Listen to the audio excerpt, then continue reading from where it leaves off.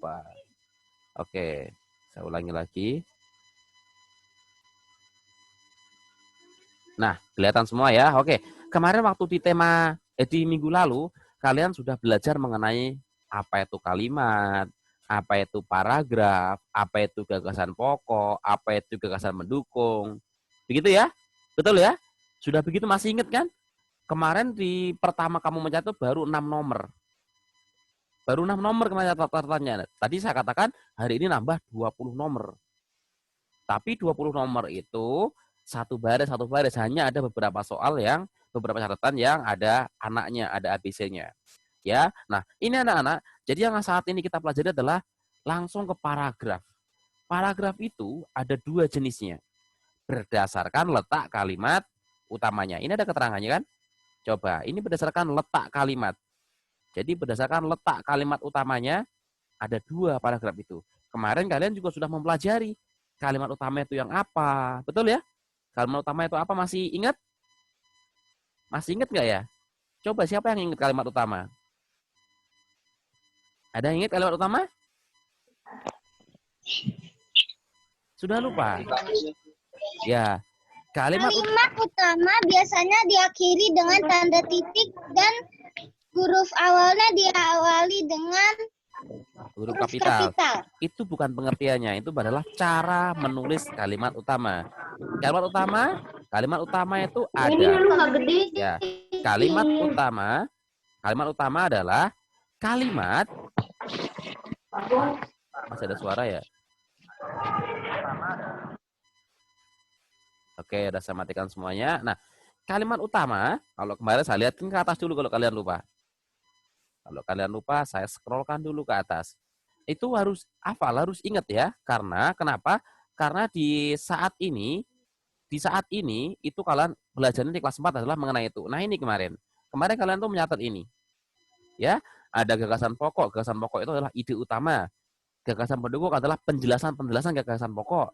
Kalimat utama ya kalimat yang menjadi pokok bahasan. Ya, dan paragraf adalah gabungan dari beberapa kalimat. Ya, kita langsung saja yang hari ini mau saya bicarakan tadi. Oke, tunggu. Nah, ini macam-macam paragraf itu berdasarkan letak kalimat utamanya. Tadi kalimat utama adalah kalimat yang mewakili suatu paragraf ya, kalimat yang berisi gagasan pokok. Karena kalian untuk mengetahui gagasan pokok itu harus tahu kalimat utamanya. Coba jangan bercanda dulu, dengarkan baik-baik ya. Karena ini ya walaupun nanti ada rekamannya, kamu lebih efektif, lebih memahami itu ketika dijelaskan. Ya, oke. Yang pertama itu adalah kalimat paragraf yang namanya deduktif. Nanti ada contoh di belakang ya, supaya kalian lebih gampang untuk memahami. Nah, paragraf deduktif, ini saya beri warna merah ya, paragraf deduktif. Itu adalah sebuah paragraf yang kalimat utamanya berada di depan atau di awal. Itu paragraf deduktif. Ya. Nah, kemudian kalau yang kedua, nanti kalian harus bisa membedakan. Yang kedua, paragraf induktif. Paragraf induktif itu kebalikan dengan paragraf deduktif. Yang mana paragraf induktif itu kalimat utamanya letaknya di akhir, anak-anak. Jadi kemarin sudah ada paragraf kan, kamu di buku paket kamu juga setiap cerita ada paragraf. Paragraf kemarin ingat ada cirinya kan? Cirinya adalah kalimat pertamanya itu berada agak di dalam sedikit. Betul ya? Di dalam kira-kira 5 huruf di dalamnya itu. Masih ingat kemarin ya? Ya, jadi kalau yang paragraf itu pasti ada depannya lebih awal. Saya memberi contoh di sini ada. Nah, ini ada buku paket saya misalnya. Ada paragraf. Kemarin kamu juga sudah saya suruh mengerjakan. Nah, ini. Terlihat ini paragraf tuh. Kalimatnya letaknya berbeda. Saya ingatkan lagi. Ini kalimat pertamanya lebih ke dalam, kalimat kedua dan ketiganya di bawahnya ya. Itu. Nah, lanjut lagi ya.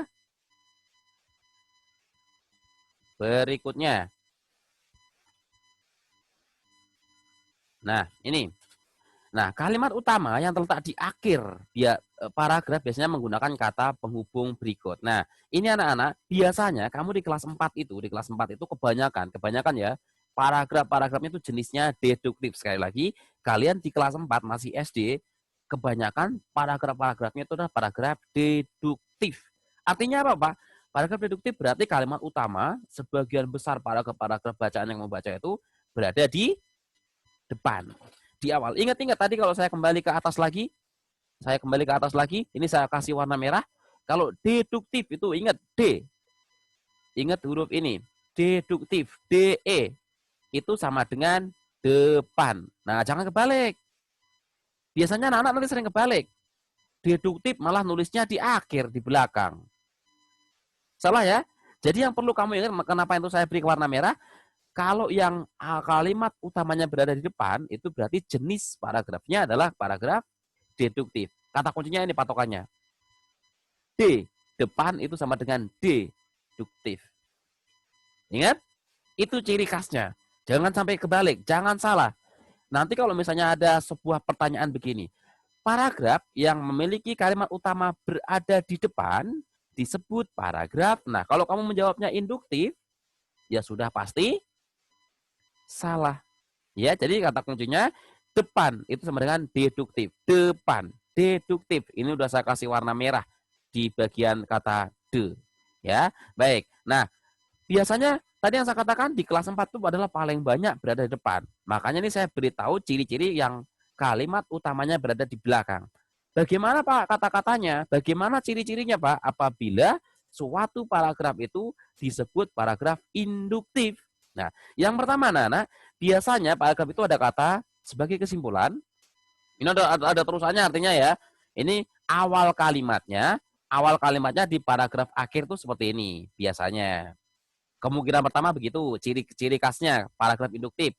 Kata terakhirnya seperti itu. Ya. Kemungkinan pertama. Kemungkinan kedua, nah, kemungkinan ketiga juga ini. Kemungkinan kedua itu biasanya ciri khasnya kalau disebut paragraf induktif. Di kalimat terakhirnya ada kata jadi sebagai kesimpulan kan? Atau ada dengan demikian, dengan begitu. Nah, ketika kamu menemukan kata-kata ini di akhir paragraf, ingat ya, ketika kamu menemukan kata-kata ABC ini di akhir paragraf loh, bukan di awal. Itu berarti sudah dipastikan paragraf tersebut adalah paragraf induktif. Ya, dipastikan paragraf induktif jika ada kata-kata seperti ini. Tapi kalau nggak ada kata-kata seperti itu, kemungkinan besar paragrafnya jenisnya adalah paragraf deduktif. Ingat, tadi deduktif berada di depan. Dan saya katakan tadi di awal, di kelas 4 itu kebanyakan jenis-jenis paragrafnya adalah paragraf deduktif. Kebanyakannya itu ya. Jadi kalau kamu misalnya mengasal, misalnya katakanlah kamu lagi nggak bisa mengerjakan, milih kira-kira paragraf jenis apa ya. Peluangnya untuk benarnya lebih besar kalau kamu menjawab paragraf deduktif. Ya, oke. Saya lanjutkan lagi. Ini penjelasan sedikit. Nah, berikutnya. Nah, ini contoh paragraf deduktif. Tadi ingat, deduktif berada di mana? Coba saya buka ini. Deduktif, tadi masih ingat siapa yang bisa membedakan perbedaan paragraf deduktif sama paragraf induktif, anak-anak? Siapa coba? Siapa yang bisa membedakan? Ya, Patrick coba. Apa bedanya, Patrick? Awal atau depan? Apanya? Deduktif depan. Terus? Induktif? Induktif akhir. Nah, ya betul si Patrick. Terima kasih Patrick. Sudah dijawab. Ya, saya kira teman-teman yang lain juga tahu. Tadi yang namanya contoh yang paragraf deduktif, itu kalimat utamanya berada di depan. Kalau kalimat induktif, paragraf induktif, kalimat utamanya berada di akhir. Nah, ini kita lihat contohnya. Nah, coba. Ini ada sebuah paragraf ya. Ini tidak saya buat maju ke dalam. Paragraf kalimat pertamanya ini tidak saya buat maju ke dalam ya. Memang sengaja. Nah, ini saya warnain kuning. Ini adalah sebagai kalimat utama. Coba saya baca bareng-bareng. Kalian juga baca dalam hati. Atau baca langsung juga nggak bisa. Ya, ini saya membacakan. Kecelakaan akibat mengantuk masih sering terjadi. Tercatat, sepanjang tahun 2018, sudah 12 orang meninggal karena kecelakaan mobil, terutama di jalan tol. Mengendarai mobil saat mengantuk bisa menyebabkan kecelakaan beruntun yang berakibat merugikan banyak orang. Insiden kecelakaan karena mengantuk ini bisa terjadi kapan saja, baik siang maupun malam. Ya, ini coba. Di situ tadi ada kata-kata yang tadi nggak? Jadi, dengan begitu, dengan demikian, tidak ada kan? Karena paragraf ini, kalimat utamanya berada di awal ini anak-anak, maka paragraf ini disebutnya adalah paragraf deduktif. Ya, jadi kamu cukup membaca dan ketahui mana yang menjadi kalimat utama. Jadi untuk bisa menentukan kalimat utamanya, kalian harus membaca dulu. Untuk bisa menentukan mana jenis paragrafnya, kamu juga harus menemukan gagasan utamanya, menemukan kalimat utamanya. Oke, sekarang lanjut lagi. Nah, sekarang bagaimana Pak contoh paragraf induktif? Tadi paragraf induktif adalah paragraf yang kalimat utamanya terletak di akhir anak-anak. Nah, kita lihat contohnya.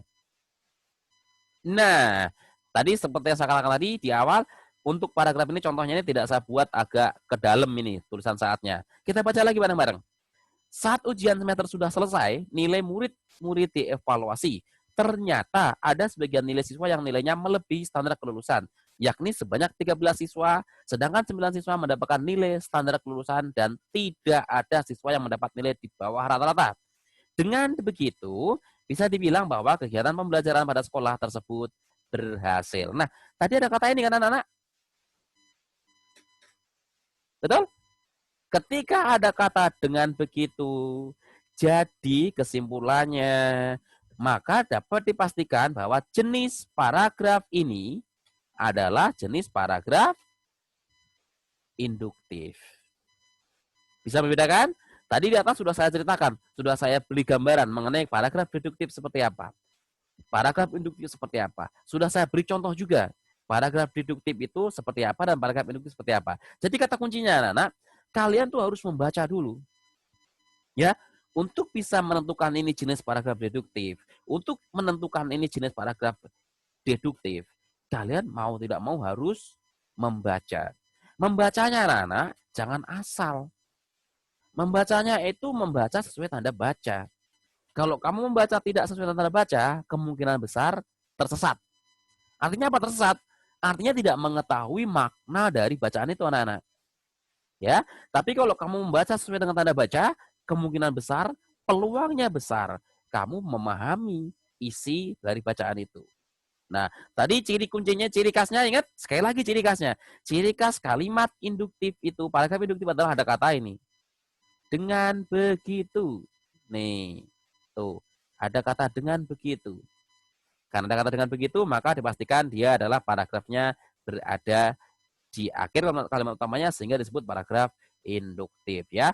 Itu anak-anak untuk mengenai paragraf induktif dan paragraf deduktif. Coba kalian perhatikan dengan baik ya, tanpa bersandar yang terlalu nyantai begitu tapi tegak badannya. Karena badan tegak itu berpeluang kamu akan lebih mudah memahami. Coba sebelum saya lanjutkan ke materi berikutnya, ada nggak di sini yang mau bertanya? Coba raise hand dulu. Yang mau bertanya mengenai dua tadi, paragraf deduktif sama paragraf induktif. Coba siapa yang mau bertanya? Raise hand nanti saya bukakan. Ayo. Ada? Coba. Oke, Claudia, coba Claudia nyalakan. Bagus Claudia mau tanya. Silakan Claudia. Enggak apa-apa. Ayo, silakan Claudia. Ya, Claudia, silakan.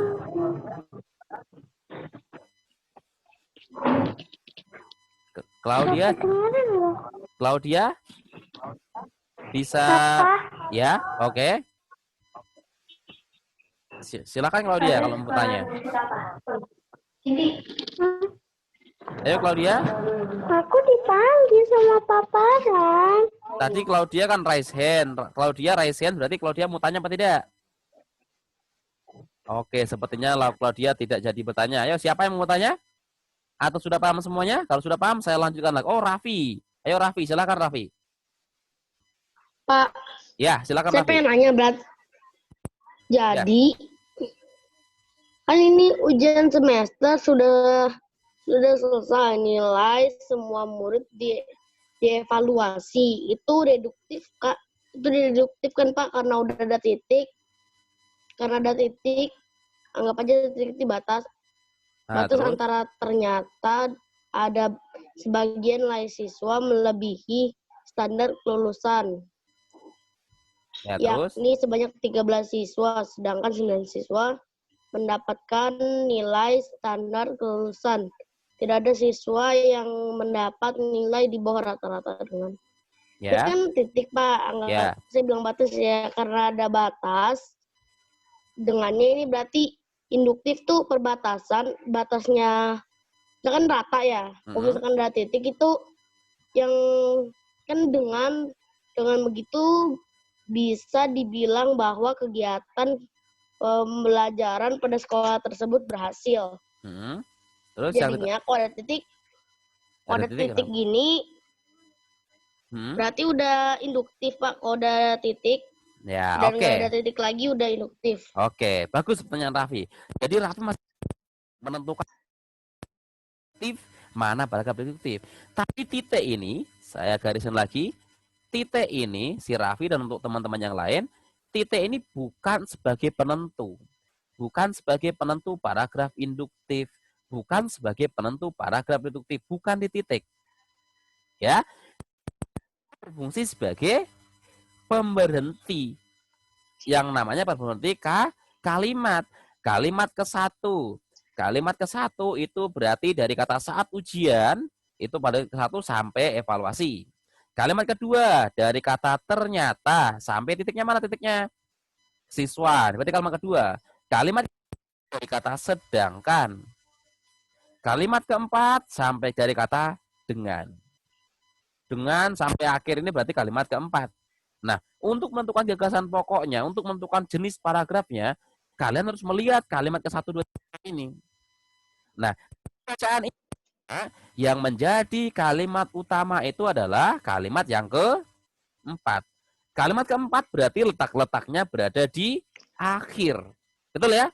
Di akhir daripada paragraf ini. Paling akhir. Nah, karena kalimat utamanya itu berada di paling akhir, yaitu di kalimat keempat, maka paragraf ini disebut paragraf induktif. Ya, begitu ya Raffi. Tadi sudah saya kasih tahu ciri-cirinya paragraf induktif seperti apa. Yaitu ada kata dengan begitu, dengan demikian, jadi. Nah, ketika kamu di kalimat terakhirnya ada kata dengan begitu, jadi, dengan demikian, maka dapat dipastikan paragraf itu adalah paragraf induktif. Begitu ya? Oke, sekarang siapa lagi yang mau bertanya sebelum dilanjutkan? Claudia jadi bertanya ya. Silakan Claudia. Ya, ayo kalau Claudia mau bertanya, nyalakan mic-nya dan bertanya. Jangan malu-malu. Ayo silakan yang mau bertanya. Dari tadi Claudia sudah raise hand. Silakan Claudia. Apa? Jadi bertanya nggak Claudia?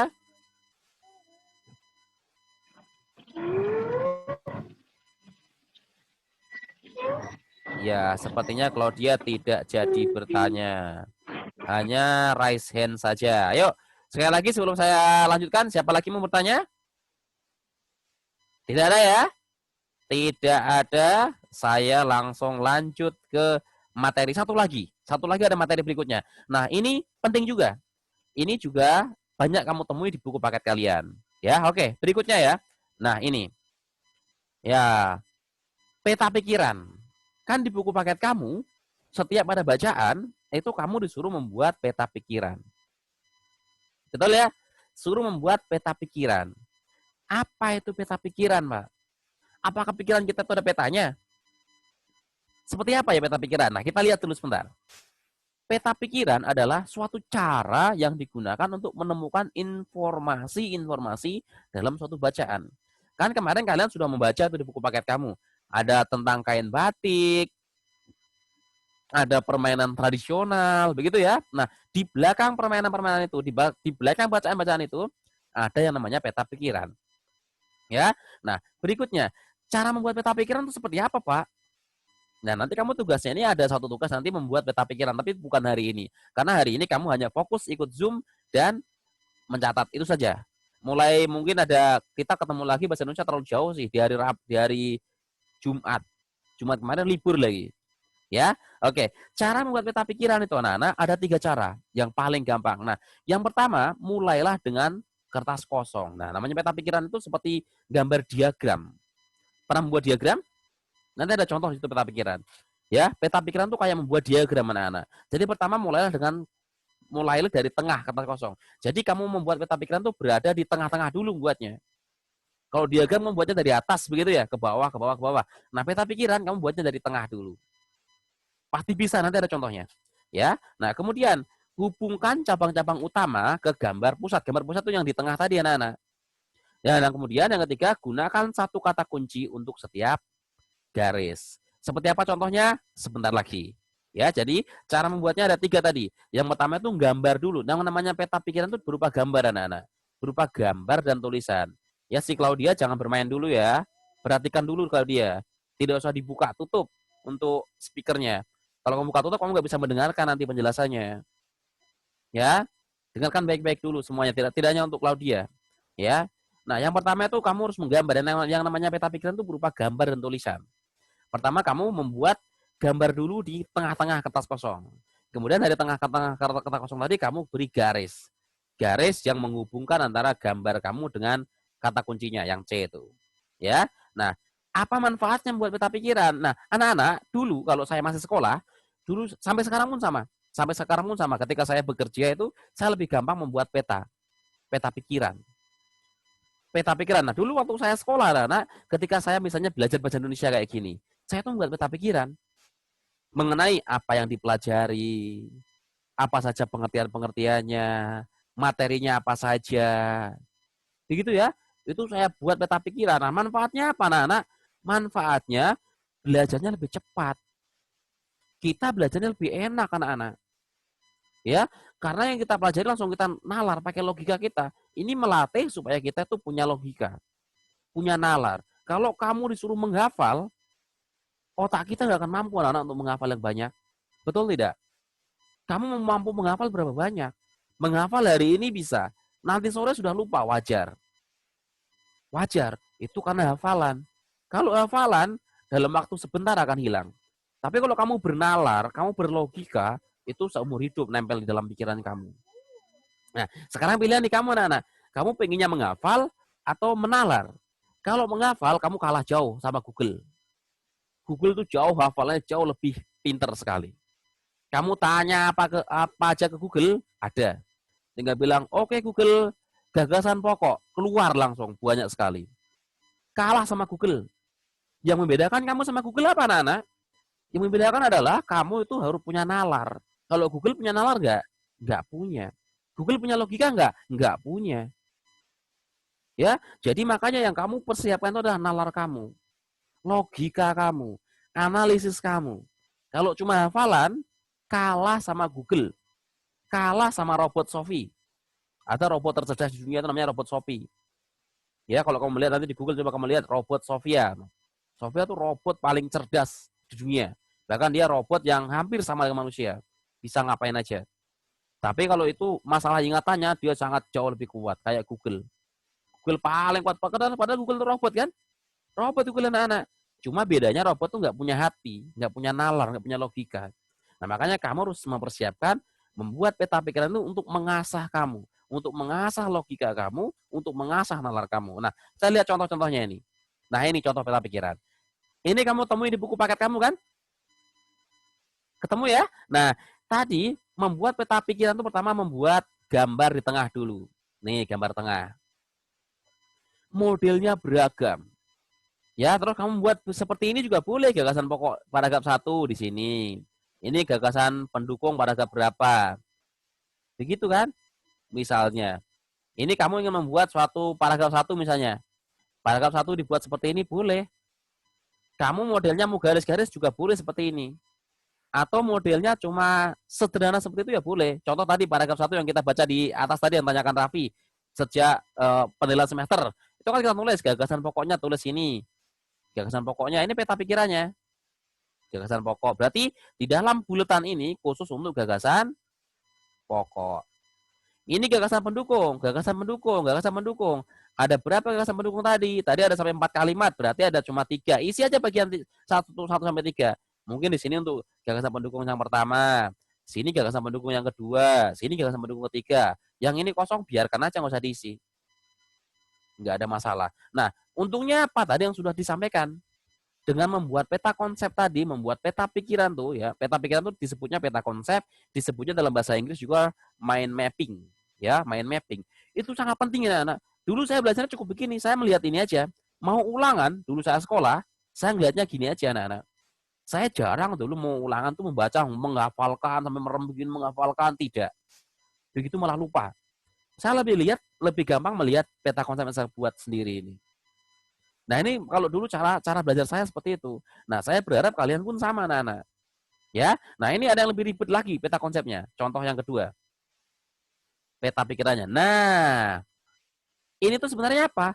Ini tuh orang yang ingin menceritakan mengenai bagian-bagian rumah. Ya, rumahku itu ada yang namanya kamar mandi. Di kamar mandi ada apa lagi? Diterjemahkan lagi ke dalam meta konsep seperti ini. Oh, di rumahku ada gudang. Di gudang itu ada apa lagi? Ini.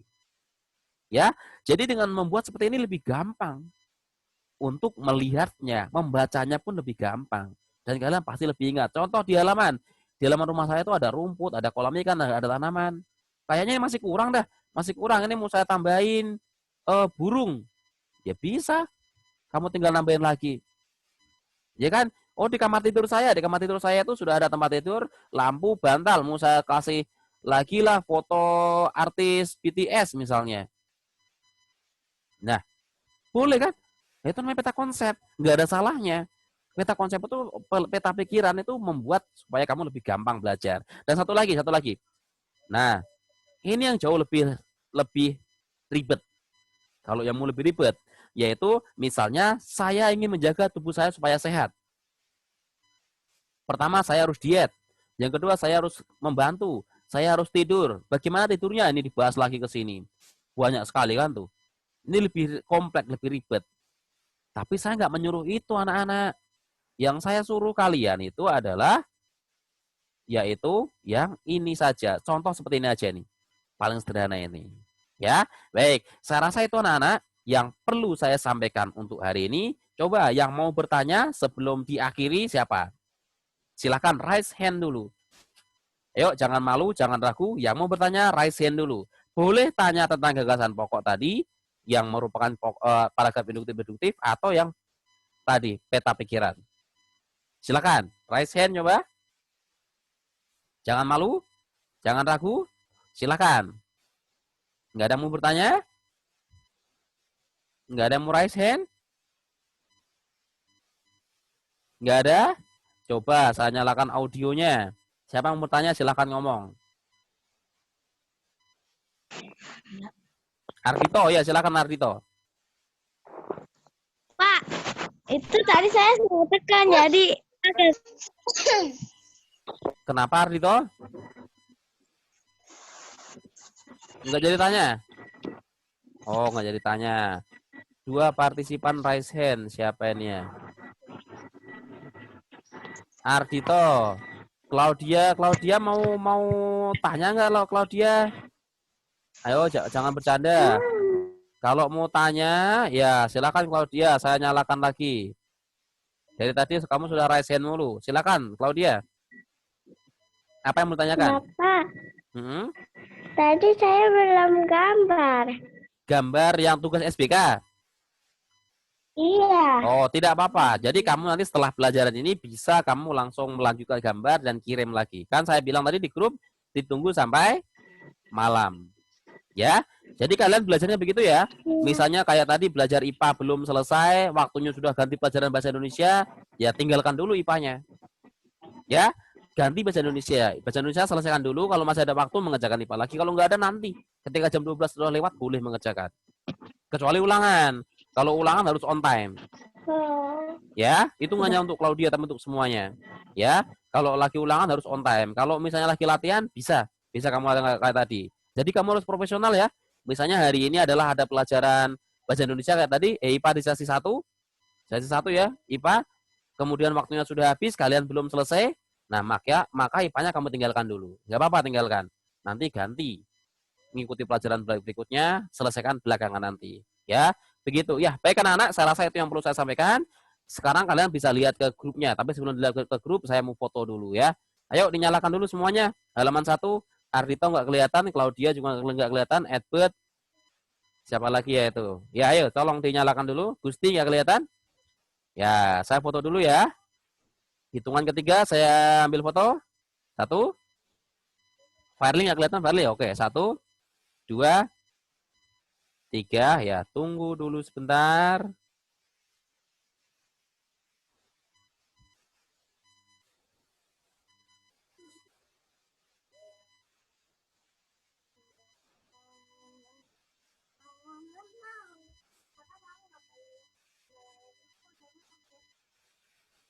Oh, oke, sekarang halaman kedua ya.